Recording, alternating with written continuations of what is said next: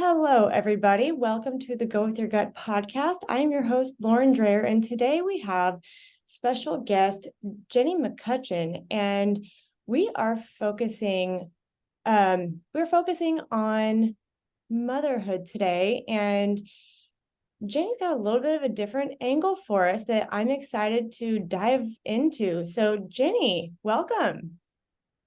Thank you so much. It's so great to be here with you. Thank you for having me. Absolutely. So tell us a little bit about yourself and a little bit about what you do. Absolutely, I'd love to.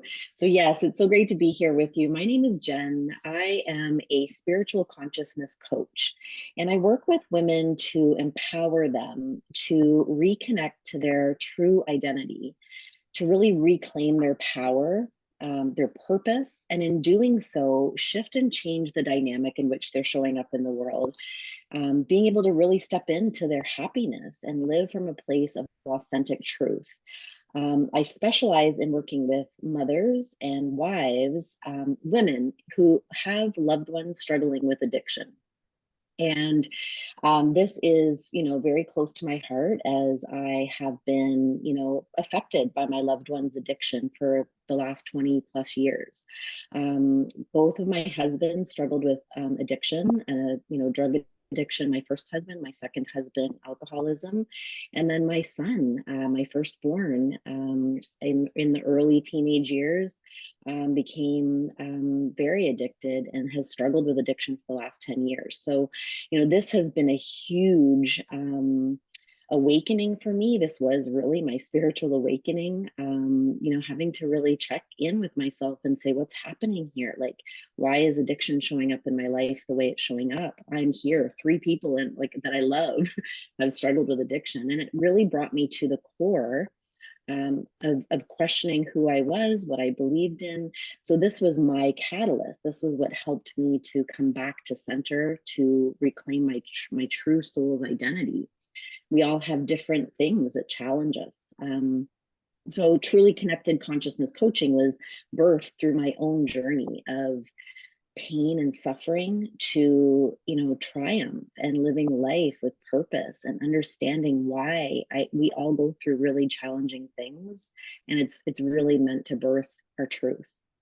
Awesome. I love that.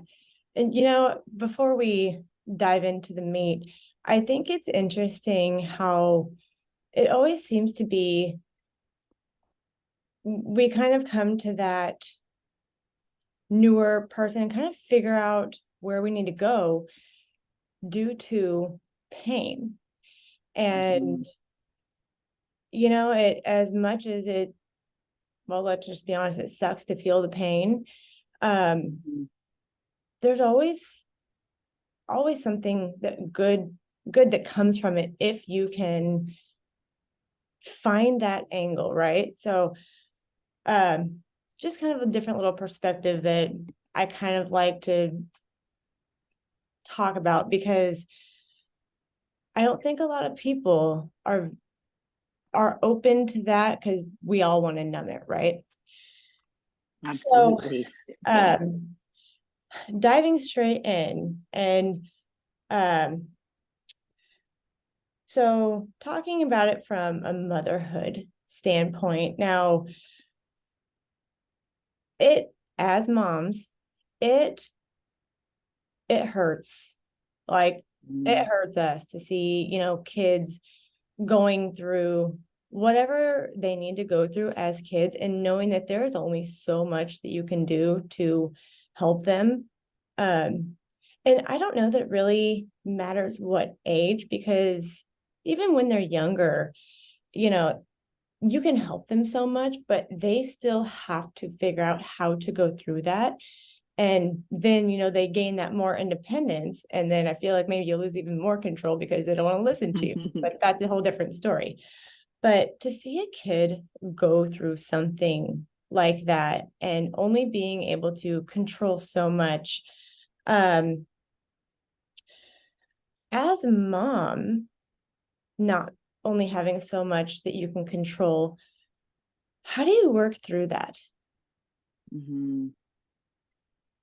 Yeah, and I think I'll just kind of circle back to what you were speaking of, how being able to witness or understand or um, come from a place where you're able to view whatever challenge it is you're going through with your child or with yourself as some type of a blessing is such a crazy concept. I mean, for me, I remember if somebody had said to me in the depths of my pain with my son, and his addiction, to try to find the golden nugget in it, what seemed impossible at the time.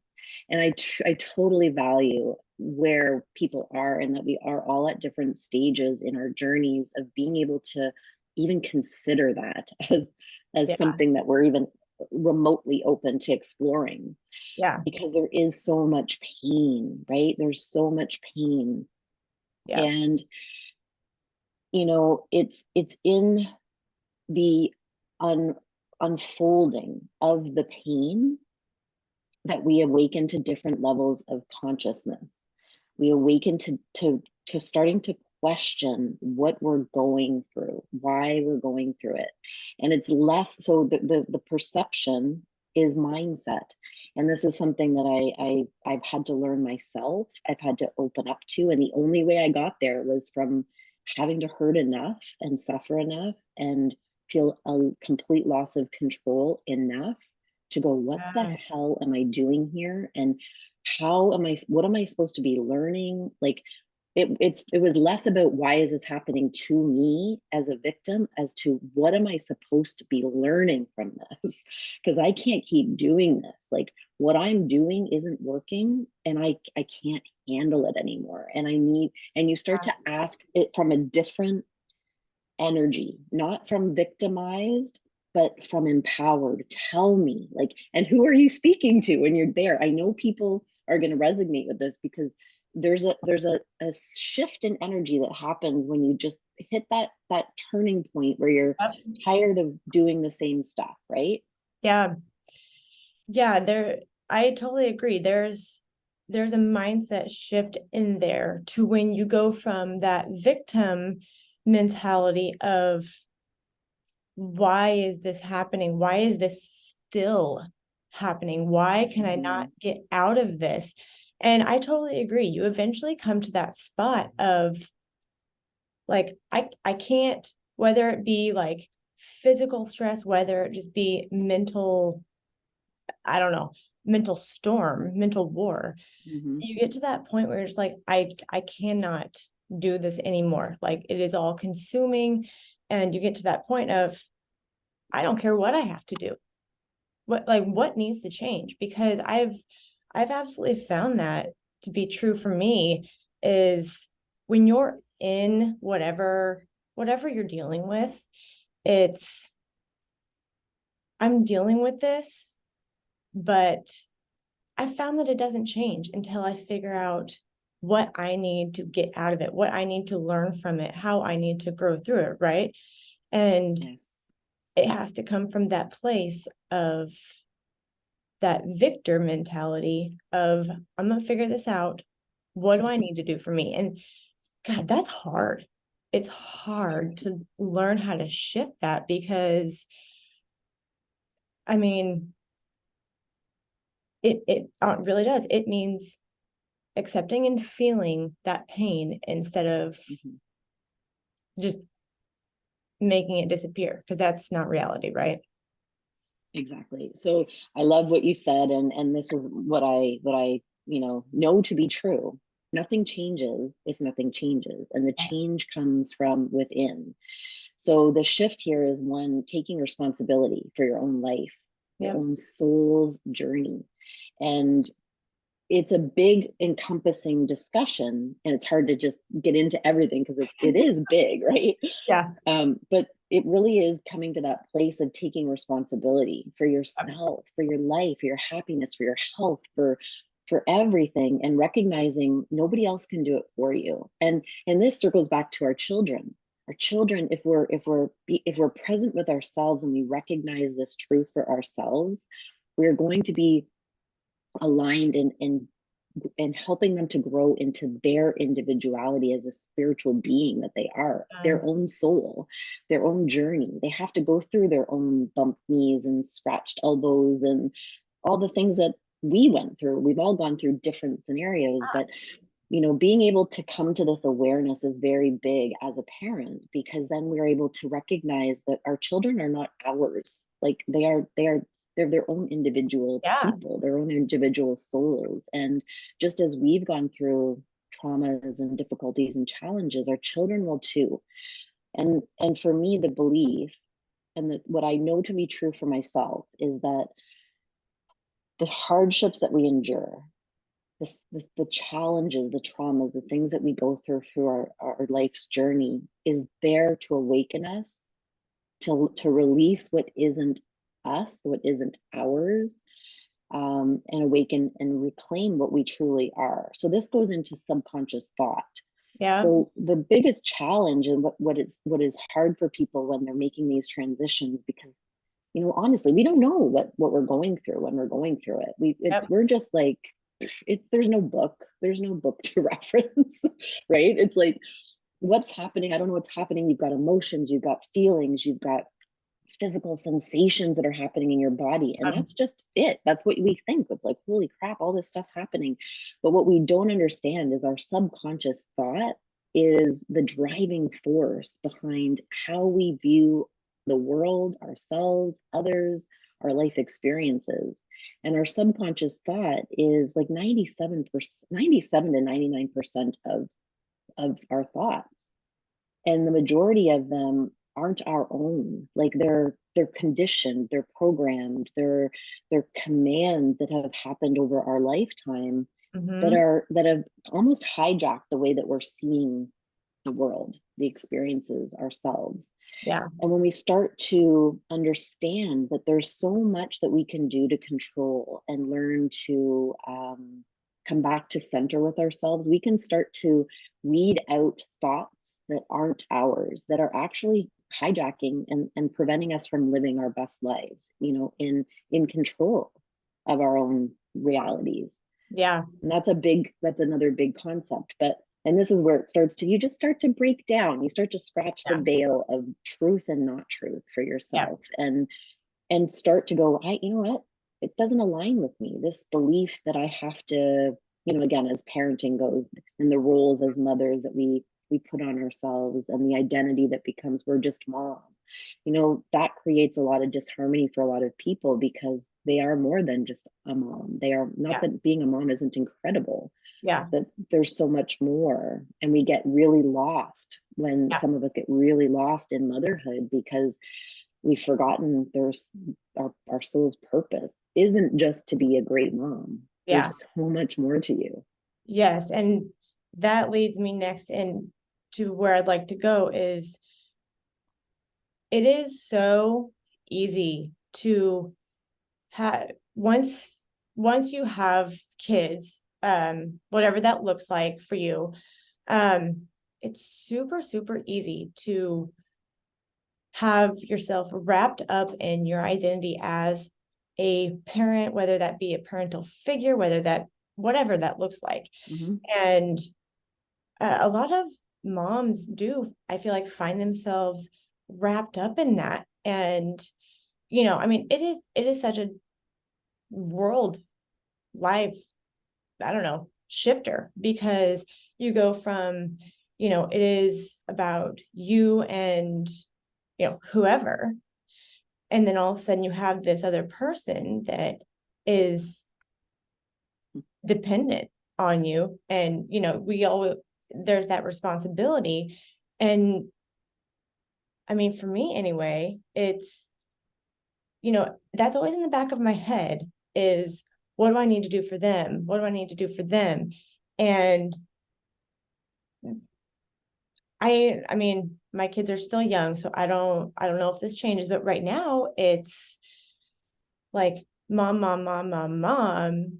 They want all the attention because their world is so small. But our identity gets wrapped up in taking care, and the teaching them the life skills and instilling in them your own values, whether they keep those in adulthood or not, that's their call. But I love that you talked about this, because it's really hard to wrap your head around that as a parent, that like we as parents are still individual people, right? And a lot of people, I do think, lose sight of that. But kids are also individuals. And yes, do we pass genetics on to them? Do they have their own genetics? Yes, absolutely. They share traits if it's a biological kid, but they're still their own person. And it's really hard, I would think, to it's hard to wrap your head around that. And so one of the struggles, tell me how you've seen this happen, is there's the all common mom guilt, right? I'm going to do this for me, and I'm going to be away from my kids. And maybe you're not even away from them, but you're doing something for you. And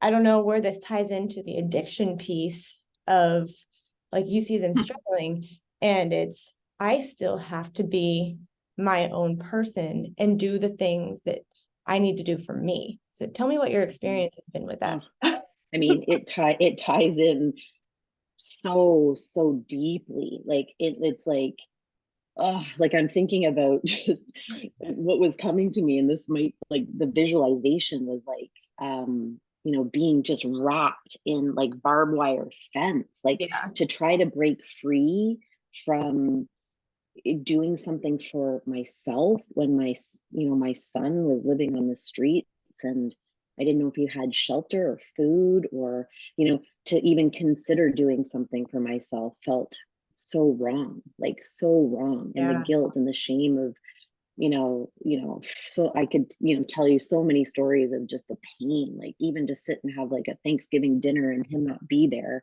thinking he's on the street with no food and no shelter. It's like, everything was a struggle. Just having a nice meal was a struggle at times because of the guilt. So yes, I mean, I know as a mom, I mean, raising, three children, and knowing, that all you want to do your best, you want to show up your best to raise these children and to give them the tools and the knowledge and the wisdom that you can share with them to live their best life, and Yeah. all those things that we envision. And this is the big piece of the puzzle, is we have this vision, we have this view of what we want our children's lives to look like, what we want them to grow up to be. And we want them that because we love them innately. We want to provide and give our kids everything that we can possibly give them to make their lives the best that they can be. What happens though is our vision doesn't necessarily mean it's what they need. Yeah. And we get caught up as parents that it's our role to do this for them. And there's a very hard, line where all of a sudden we have to be able to detach from our children in a loving way, to allow them to take their journey and learn to trust themselves, and to learn to listen to their little intuitions. Our kids are so connected. I believe our children are one of our biggest teachers, you know but we get caught up in identities and roles and belief systems that are often limiting, right? They're limited belief systems, and that's where the shame and the guilt come in. I mean, honestly, we are role models for our children. So if we're teaching our children that mommy's going to have some quiet time now, I'm going to go into my room and read my book. Or even if they're little and they're going to be sitting on the floor playing in the corner, and you're going to say, mommy's going to have some quiet time and read a book. Like, you're teaching them self-care. But yet as mothers, we think we're being selfish. We think that, we're going to harm our children if we aren't with them 24/7. And this becomes where identity becomes, it's actually a false identity. And we get caught up in this false identity. And the longer and it becomes codependency. And codependency is something that you're have been, because of past traumas, is actually why codependency comes into play, and it escalates into all aspects of your life and all relationships, and we don't recognize it. We just think it's our role as a mother, and it's actually an avoidance of dealing with underlying feelings of not being worthy enough, not being good enough. Somehow you're not a good enough mom, so you have to be there more, and you have to do more, and you have to Yeah. provide more, and it just becomes a very unhealthy balance that happens, and it will seep into all aspects of your life. So I mean, that's taking it from like one spectrum Yeah. to another, but we all know, with Yeah. ourselves. I know I was there, where I was like the all-consuming parent at Yeah. times, and then I had to really learn to detach and recognize I was doing my children a disservice. I was doing my son a disservice. So how does it apply to addiction? I mean, as having a child with addiction, enabling and codependency go right alongside addiction, because you're doing what you're doing something for your loved one that they can do for themselves. Yeah. And when we get in the way of that, we're preventing them from learning to trust themselves. Yes. And if you really look at it, it's full circle that we aren't trusting ourselves, Yeah. and we're projecting it onto our children. Yes. 100%. All right. So one other thing, and then I want you to talk about some of the tools that you use to help people. Mhm. I just thought about this and now I'm curious, is being personally in all of that and having that experience. What was it like for you to um really go with that gut instinct and do what you needed to do for you? Because it Mhm. brings in all of the, I would guess, second guessing and that mom guilt. So what did that look like for you? Mhm. Well, I think the biggest thing for me was, again, and I think this will apply to any mom, is the programming and conditioning that women are under, especially when you're a mom and Yeah. you're taking care of children. It's like that mama bear. Well, Yeah. and these are programs, these are things that we're taught since we're little girls, right? Like, and what we all, believe as moms, like the mama bear syndrome. Nothing will come between me and my cub. You get in the middle of me and my cub, and you're done for. That protectionism thing, right? And if I'm not there for my child, so when I had to really start to learn to detach, because it was affecting my health, my mental health, my physical health, I became very, very sick. I was struggling with depression, severe anxiety, hair loss, digestive issues, like insomnia. I was a hot mess because I had stretched myself so thin and was so consumed by trying to save, my son. I had to really start questioning my belief system.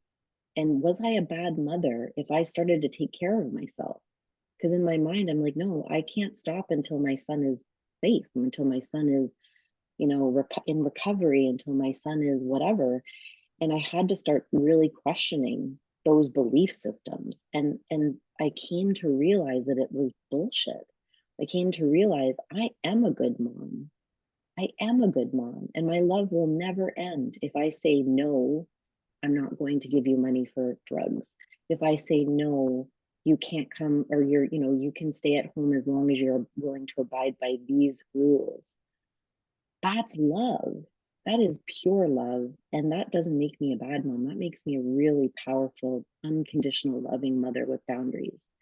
Because my life value is matters too. There's value to my life.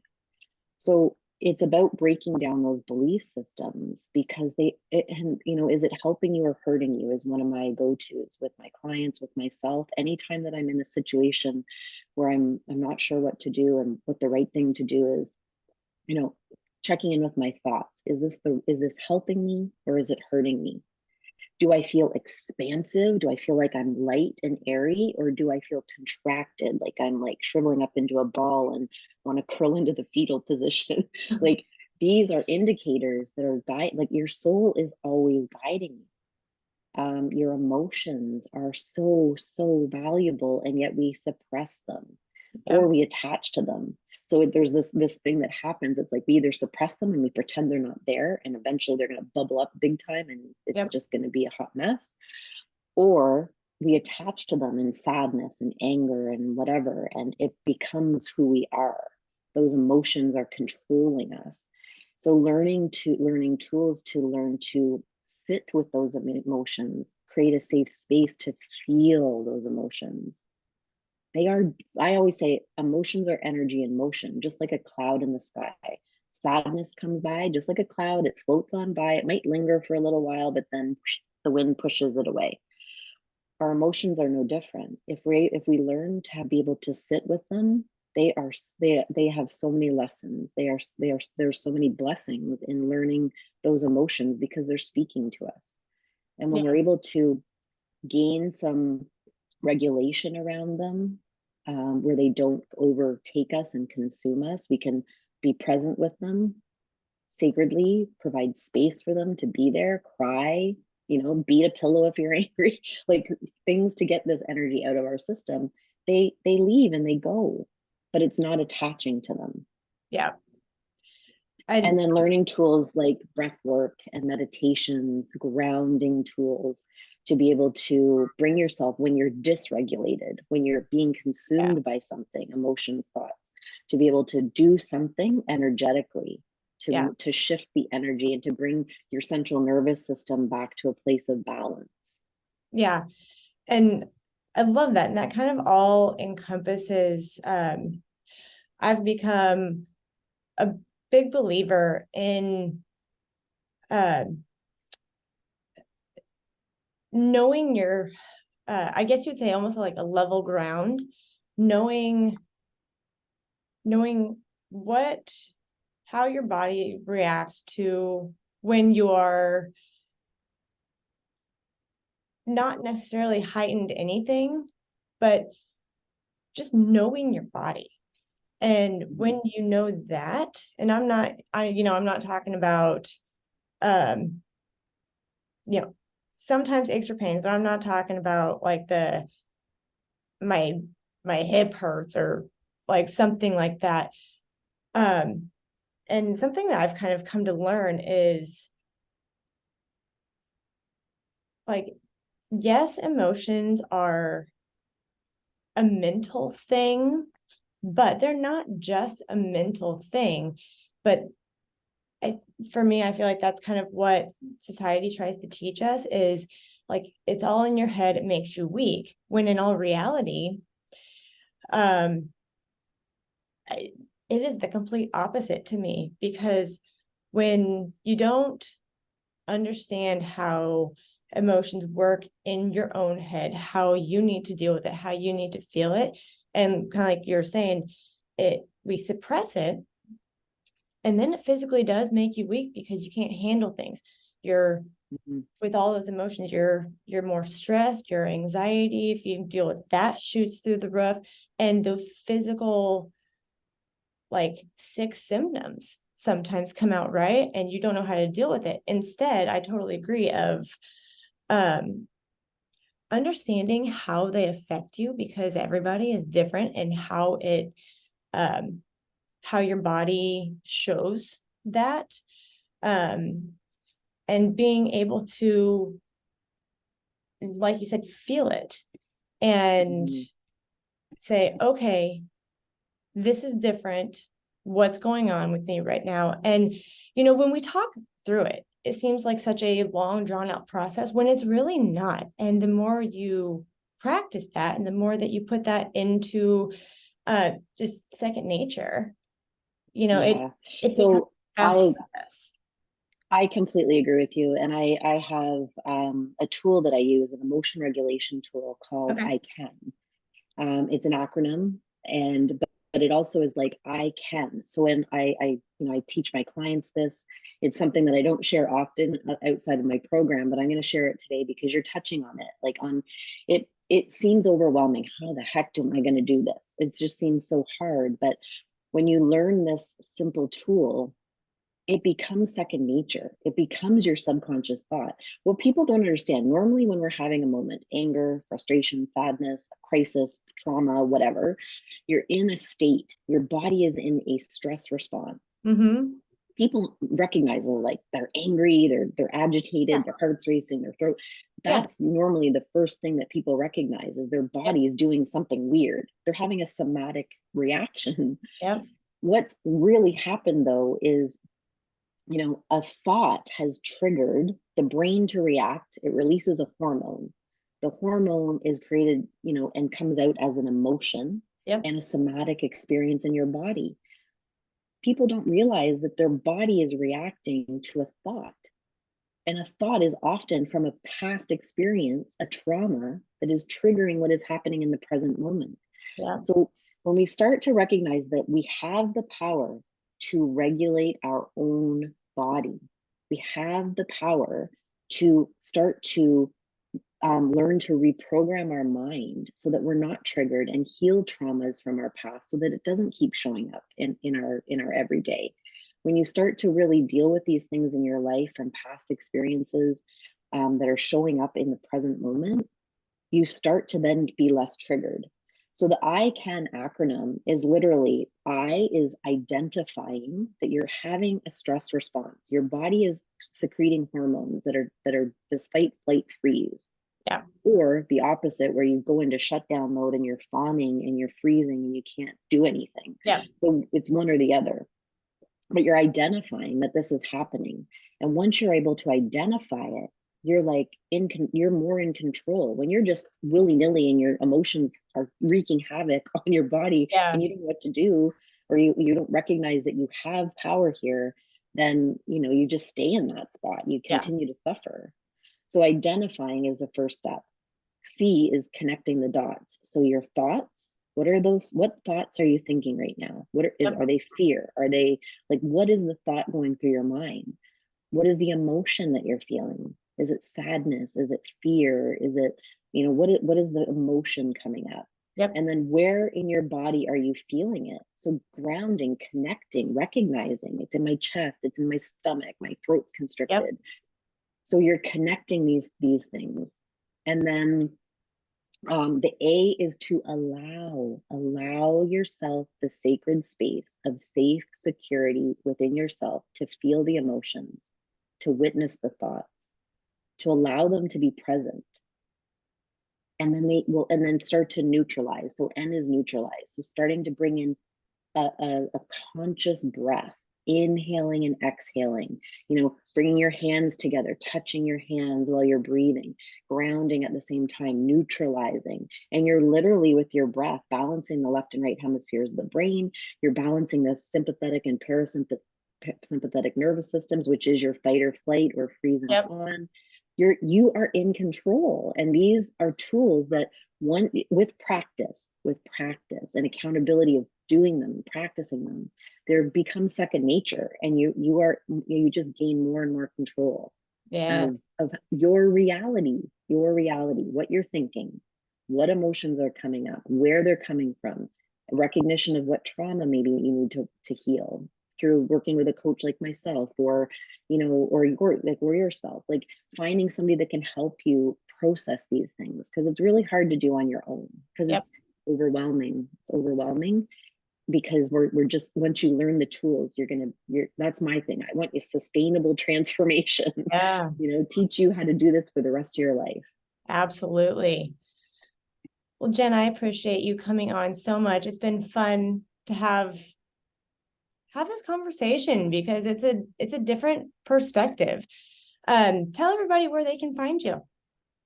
Yes, absolutely. So you can find me at Truly Connected 11 on Instagram, Jenny MC on Facebook, and trulyconnected.ca is my website as well.